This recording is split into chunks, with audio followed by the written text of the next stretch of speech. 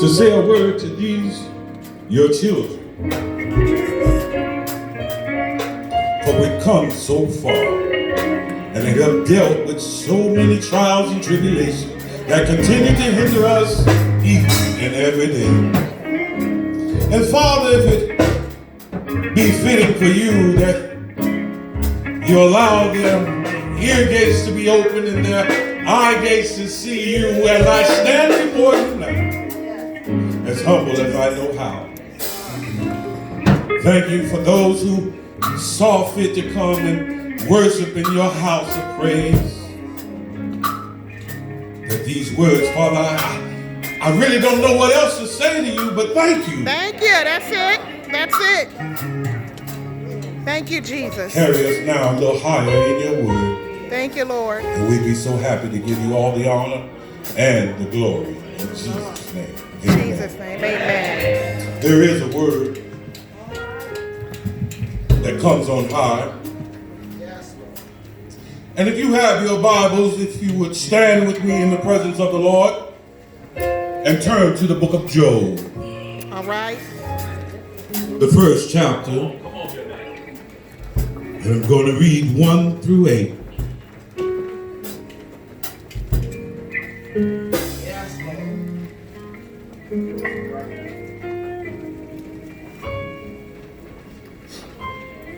I won't be before you long, but if the Spirit takes me, I'm going. Come on, come on. Are you there?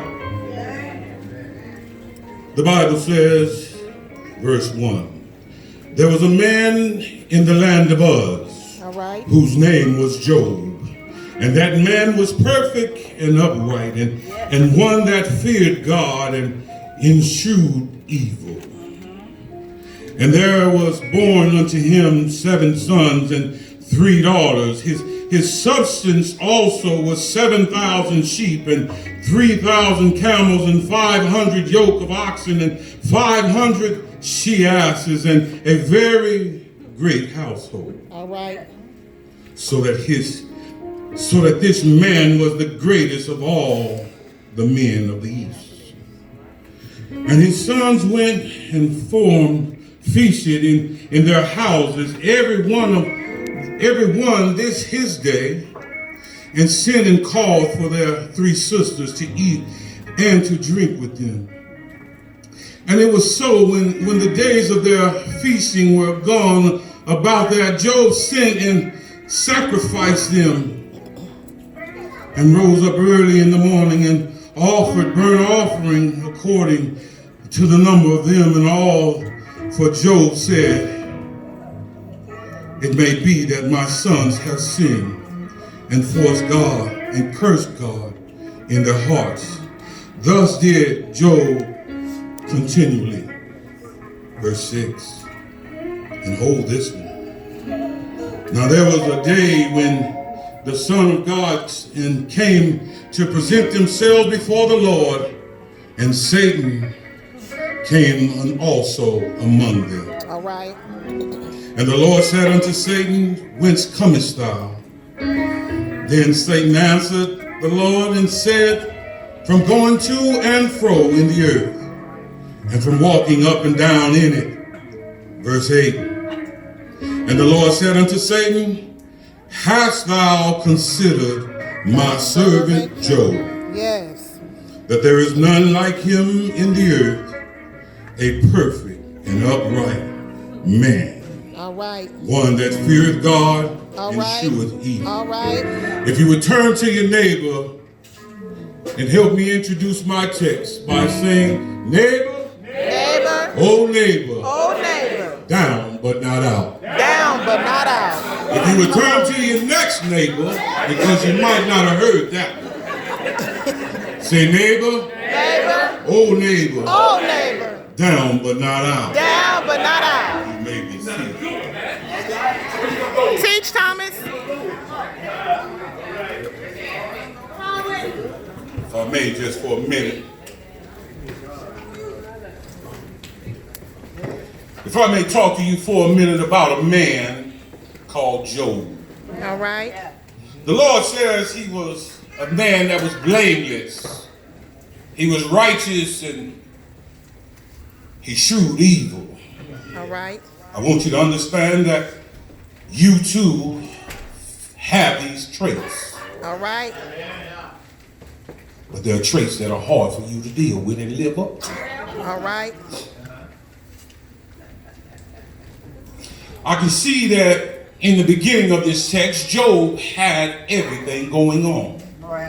In fact, he got to see and experience things that most of us are striving to get to.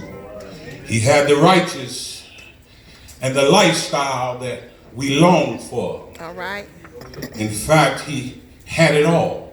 Yes, sir. He gave it to his kids, and they enjoyed the lifestyle that came off of the blood, sweat, and tears of his back. And he, like many of you parents, teach your kids, or you pass down these things to them that will help them in their life. Yes, sir. Are you with me? All right. But understand that in that text it says that sons were gathered with God, and Satan was there also. Do you know that word where you said God is the same today as he was then today? I want you to understand that Satan too was right there in the midst. Teach, He Thomas, too was the teach. same man that stood before God then that is happening right now. Teach. And there are some here now that really don't know that Satan and hell exist. Come on. Too often you are finding yourself going through things that you yourself can't understand. Teach, Thomas. I've come to let you know that hell is real. Though the losses and finances and friendships that are causing you trouble in your time, understand that that is Satan messing with you, because you know why? You're not connected to the vine. The only way that Satan can interfere with you, even though he has no power, understand that your attacks come with permission. That's right. I didn't think you hear me. That's the right. permission is what God gives Satan to come at you. Have you considered? Yes. See, many a times you're trying to figure out why these repeated offenses keep happening to you. Why I keep going through the circles of life and I can't figure out who and what it is that is bothering me. Have you realized that Satan is real? All right. All right. When God asked Satan, where have you come from? He said, to and fro, seeking whom I may devour. Understand that God asked Satan the question. Put your name behind that question. Come on and teach. See, the question is, are you a servant of God? And if you are a servant of God, then you got to understand permission came to Satan when he comes at you. But where are you and your faith? I want to talk about a man that endured hardship and lost everything in one day. Come on. How many of you have lost a loved one? How many of you have overlooked the goodness and grace of God? How many of you have tried to figure out things on your own, but find yourself running to folks that really can't do nothing for you? All right. All right. All right. Understand that Satan is on his job 24/7. But you just go 8 to 12.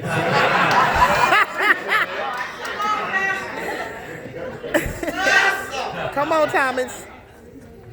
Your job in life is no more than to serve God. You were created to serve God. But you find yourself serving the world. And the world don't mean anything to you. How often is there when you find yourself going in and out of situations that keep knocking you down? You got to know that you're down but not out. Look at your neighbor and say, down but not out. But the question that I want to present to you today is, how strong is your faith? The very thing that kept Job alive was his believing in God and his faith that endured to the end. The faith I'm talking about is something that's deep inside of you that just connected to a relationship with God where you can go to the Father when you have fallen to the ground. Some of you end up staying there but don't realize that the Bible says you can get up. Teach. Keep finding yourself running to sister and brother potato head across the street. You're sitting there worrying about Sister Tomato because she got her dress on that you wanted. Come on, Thomas. You're still looking for a way out because somebody across the street house and car look better than yours. Because you keep falling down. Yeah. But there is a pick me up in your going down that can get you back up. See, we are held in bondage just as Job was. And you got to understand, Job had something about him that made Satan want to come at him. All right. But he had to get permission. Come on, teach. Talk Is there about something about you that Satan wants from you that you have that only you can have because God gave you purpose? Do you not understand that purpose is in you? That's right. But you don't exercise it. Uh-oh.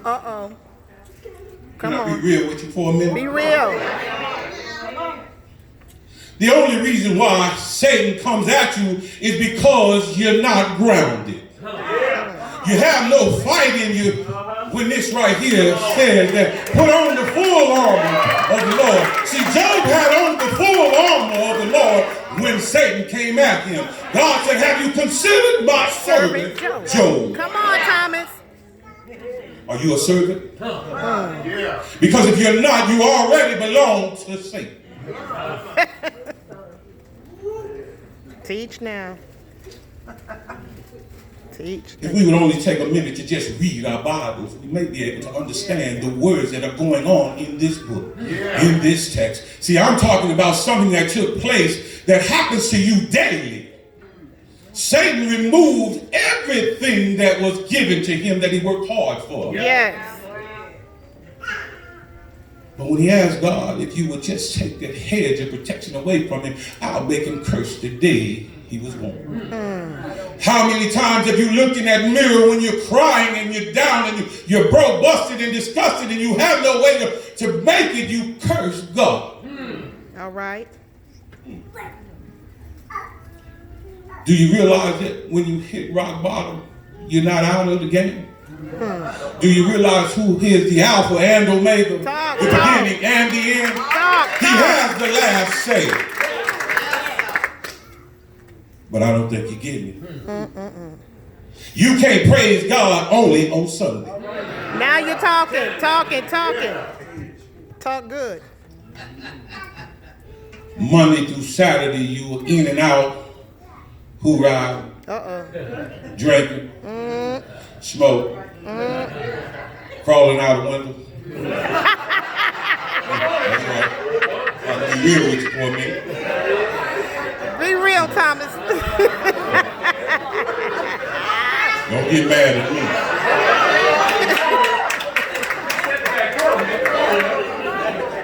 Still opening back doors. But the problem with that is, it is an attack on your life. Yes. See. And until you figure out the fact that God has a purpose for you and a plan for you, because he says it in his word.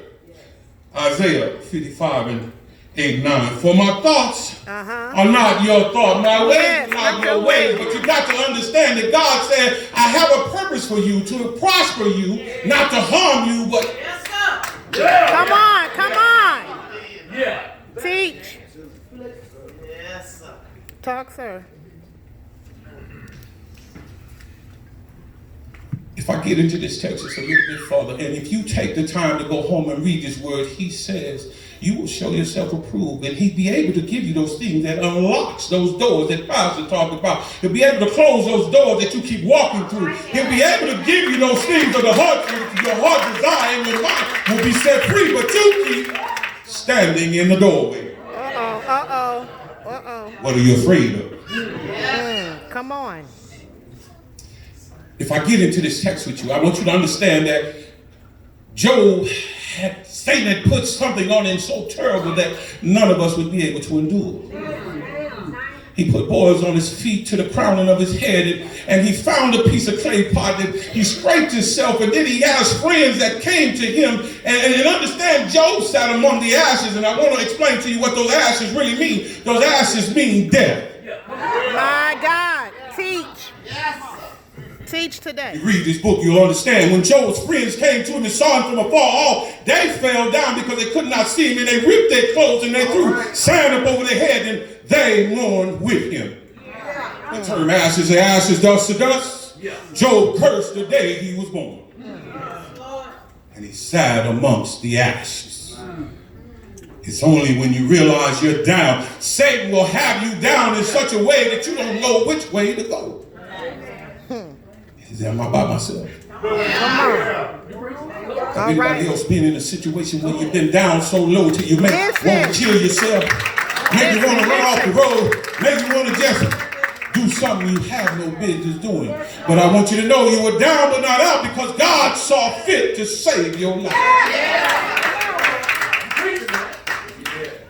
You've been in fatal car wrecks. You've been in the hospital not knowing what was going to happen. If I'm not talking about you, I'm talking about somebody you connected to. I'm talking about survivors of cancer. See, you were down and had no way to go, but God saw fit to spare your life. You got to understand that when you're down, the only way is up. That's right. All right. Church, I want you to ask you a question. I present is, do you love the man you call your father? My God, my God. Job endured it. He cursed the day and he said, Lord, if I had not have been born, I would not be going through these things. And he had no reason or no understanding of why situations keep happening. Just as you. You have no idea why trouble keeps coming your way. You have no idea why you broke, busted, and disgusted. You have no idea why I can't get the job I want. You have no idea why the relationships never seem to work out. You have no idea why I cannot make it. My Lord, my Lord, my Lord. You're down, but not out. Come on, Tommy. There's some of you in here right now worrying about what's going to take place when you leave this place. My Lord. You can't just serve on Sunday. That's right. That's right.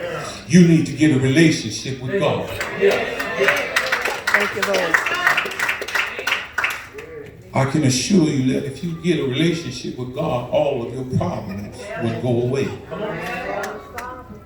But it comes with a price.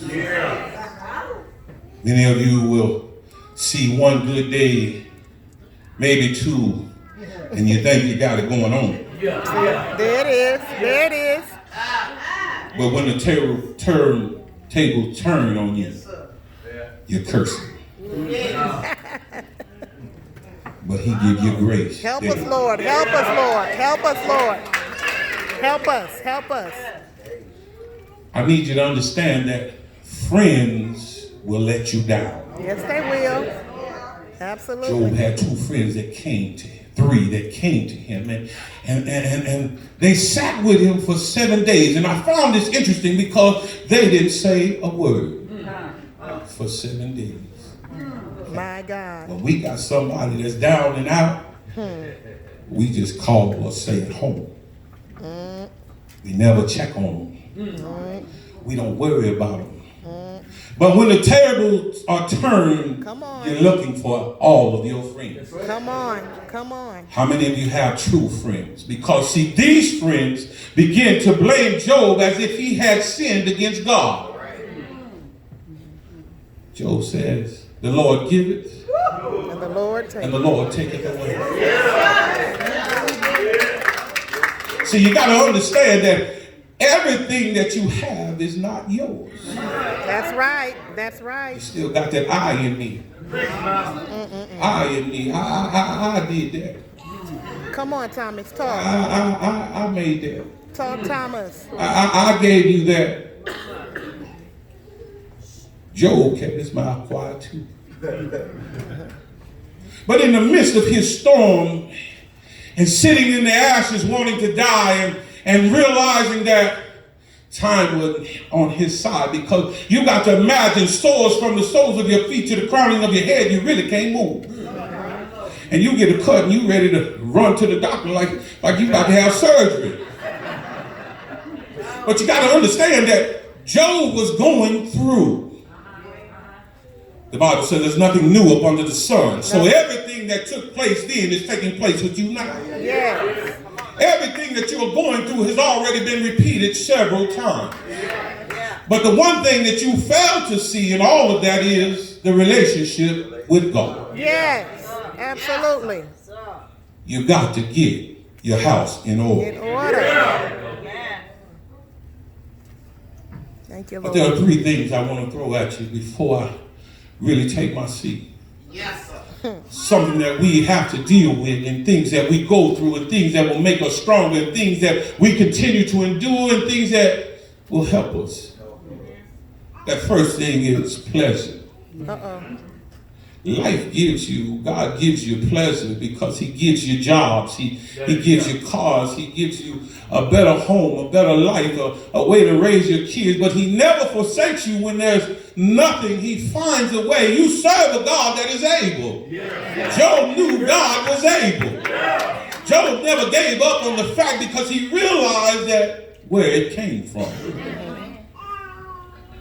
Pleasures in life are things that make you happy. Right. And everything that makes you happy don't always work out in your favor. Your faith. True.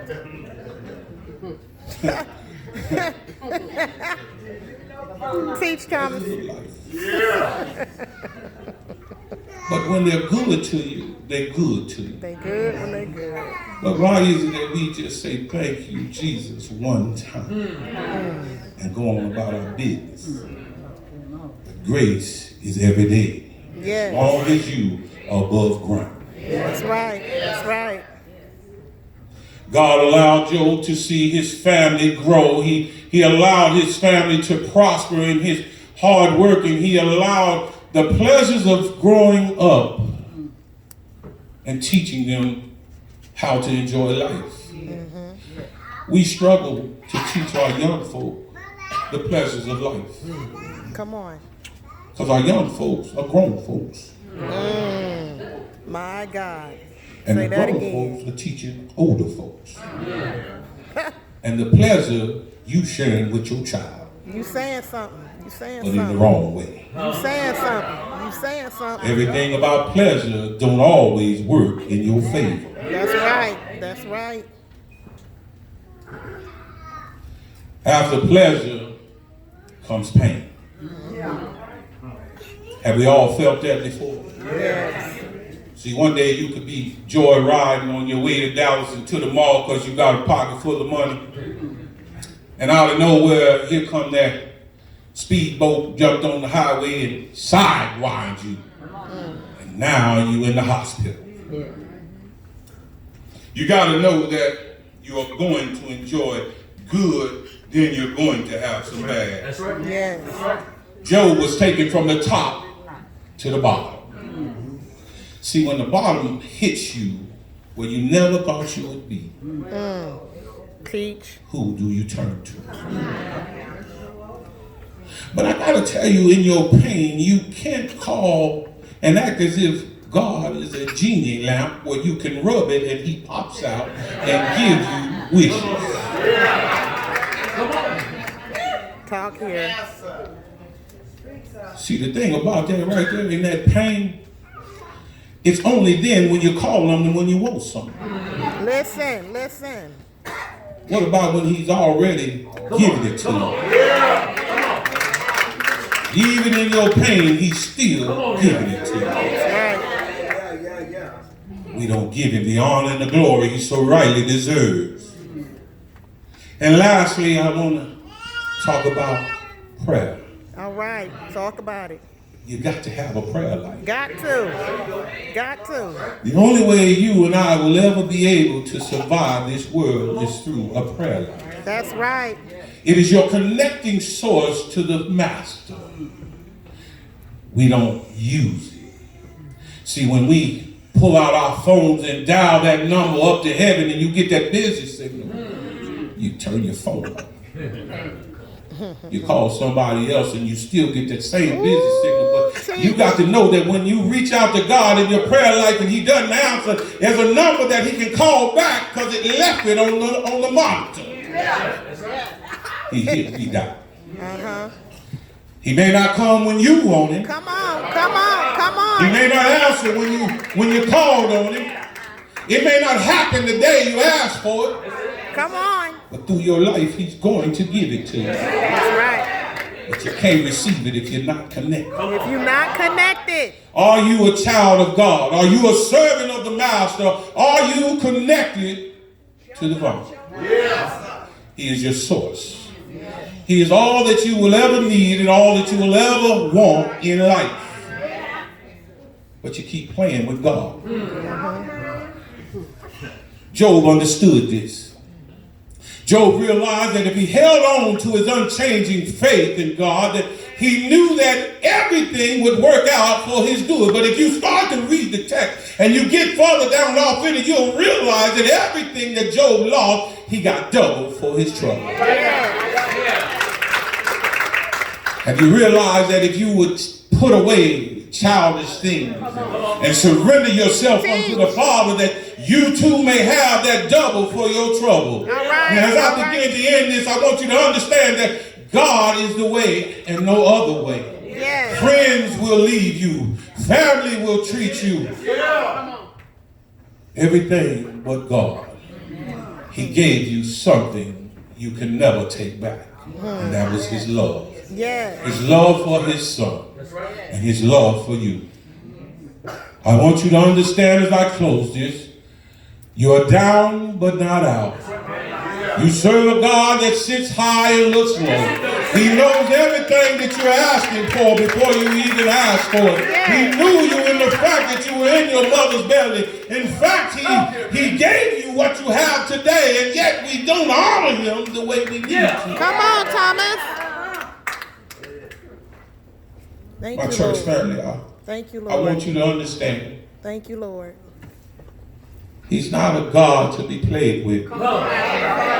He's a jealous God. He's one that will take your life in a moment of a second, a blinking of an eye. When you come onto a church ground, know who ground you step on. That's right. That's right. When you come into a church house, know who you praising. When you sit down in the pews, you are sitting at the dinner table of God. Yes. When you hear the preaching word that you're being fed, don't take it out of here as if you got it to go. Come on. Come on. Come on, Thomas. That's good. Too many of you are walking out of here hopping in different churches as if it's a smorgasbord. This is a place of worship. Respect the house of the Lord. That's Respect right. the head in this house. That's right. That's right. Support your pastor. Job gave his father everything that he had. Mothers, pray for your kids. See, too many times you say, man, that ain't my child. Well, I'm going to tell you, that's your child. My mother would always say, I ain't going to never say what my kids won't do. When they leave. That's right. That's right. We were bad.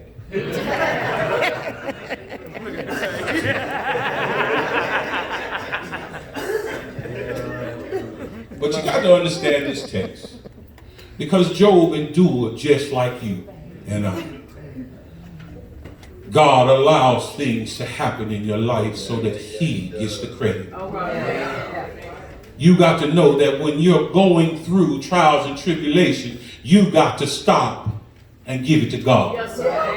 You got to know that when the altar call is being called, that you got to leave it at the altar. You got to know that when you are in your home and things are bothering you, go to your closet.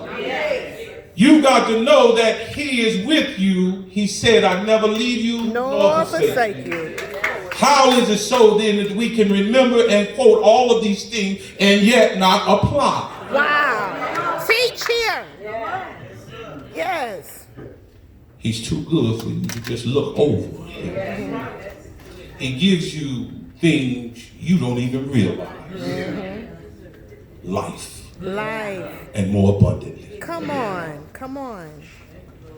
I just want to thank God just for the opportunity to stand before you. Thank you, Jesus. To say a word.